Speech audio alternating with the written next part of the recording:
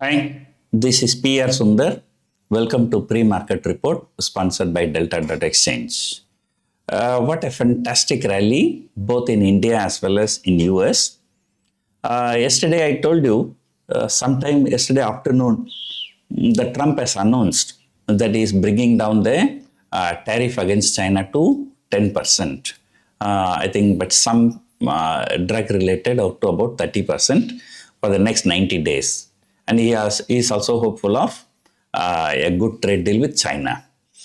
So, in fact, I would say whether it is of IndoPak conflict or US-China conflict, China is the clear winner this time.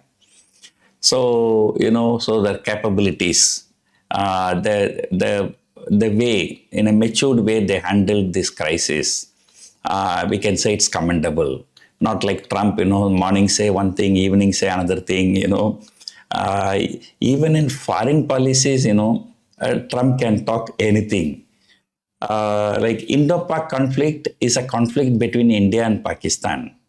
At any ceasefire announcement, India or Pakistan will have to announce. But the Trump is announcing. And then India says, we do not entertain any foreign people into this. So this is a issue that we settle ourselves. But just half an hour before Prime Minister make this kind of statement, and Trump says, I told both India and Pakistan that I will stop trade with you. Then only they agreed for a ceasefire. So, which means literally he says that he threatened both India and Pakistan. And then again he said both India and Pakistan are great nations. So if the great nations, then they should listen to you. And you yourself say, you threaten, by saying that you will stop the trade. The Trump is the biggest joker and he can do anything. So let us forget about him. But finally, market, recovering. And not only recovering, the most important thing that happened yesterday, both India as well as US, the volatility index came down below 20. Ours is okay because, ours went to 20 plus just only 1 or 2 days before only. But US markets, volatility index has been above 20 for a long time. And in fact, it went up to 50, 60 also at the peak of tariff war. So now, both Indo-Pak war as well as tariff war, both war has ended. That's what we can conclude right now. There can be some escalations here and there, but I think markets will not worry. But what was even more surprising, yesterday, FIAs have bought just for 1,000 crore, 1,000 plus crore. Domestic institutions also bought about 1,000 plus crore. The total buying is only 2,000 crore, but Nifty is up nearly 1,000 points. And so this shows that who bought heavily. Number one, it was a short covering. Short covering is different. Who will be doing short covering? Those who have shorted. So those who have shorted day before yesterday or before that, Nifty was trading around, 24,500 to 24,000. Anywhere they would have shorted, they would have covered by the time Nifty crossed 24,600. And I don't think that anybody will keep such a big stop loss. But market continued to rally. And everyone thought, the markets will be taking some rest around 24,800. That was a resistance zone.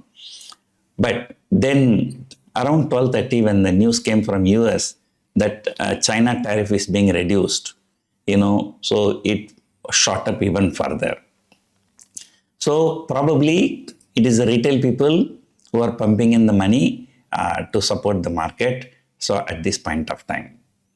Anyway, as I told you, markets need some kind of a consolidation. Even on Nirmala Sitharaman candle, that particular day, I think market was up 6-7%. The next day there was a gap up The next day high was the high. And then after that market started correcting a little bit. So today there is no gap up. So if there's a gap up, I would say, that will be, the high for some time. But going by GIFT Nifty, it's a gap down, but we do not know what will happen when the market opens. This gap down is mainly because, number one, US markets came under a slight profit booking. That is one reason. Second reason, for the kind of rally, we do not see the corresponding buy figure from FII or DII desk. Right? So, if market takes out yesterday's high, and if it makes a high today, and then if market is not closing at the highest point of the day, then we can assume that today's high will be high at least for next few days. The markets may correct a little bit, consolidate, and then the rally may resume. There is every possibility. If you can remember 2022, we started around 18,000, right? 17,200 or 300, I don't remember exactly. Let us say somewhere around 18,000. Then we came down, we broke 15,500. That was a nearly 20% fall, right? And then later, after the war news factored in, settled everything, then the entire loss has been recovered and Nifty closed around 18,000. So this is the story of 2022. In fact, this time we are even faster. Sometime in the beginning of this year, I think we started around 25,200, I think. 25,000 plus. Then, we have recovered almost the entire loss and we still left with 6 more months. So, on an annual basis, we can be still bullish. We can expect all-time high to be taken out sometime in this year. So, have a bullish bias. So, that is a way to go. For the short term, 24,500 may be a good support. Resistance is difficult to talk, but right now we can assume 25,200 as the resistance. So for the next 3 trading sessions, this is what I'm talking about, the next 3 trading sessions. So keep watching IT stocks, whether there is a further momentum, because these are the stocks that has been hammered heavily. Look at TCS, Infosys. I think they have all fallen more than 20% as of day before yesterday, right? So yesterday's rally of 6 to 7%, they have recovered. So there is a possibility of another 10 to 12% rally in IT stocks. So that can potentially support the market. Defense stocks, I think, if once the peacetime comes, defense stocks might start going down. Same way gold also yesterday. There was a 3% fall in gold prices yesterday.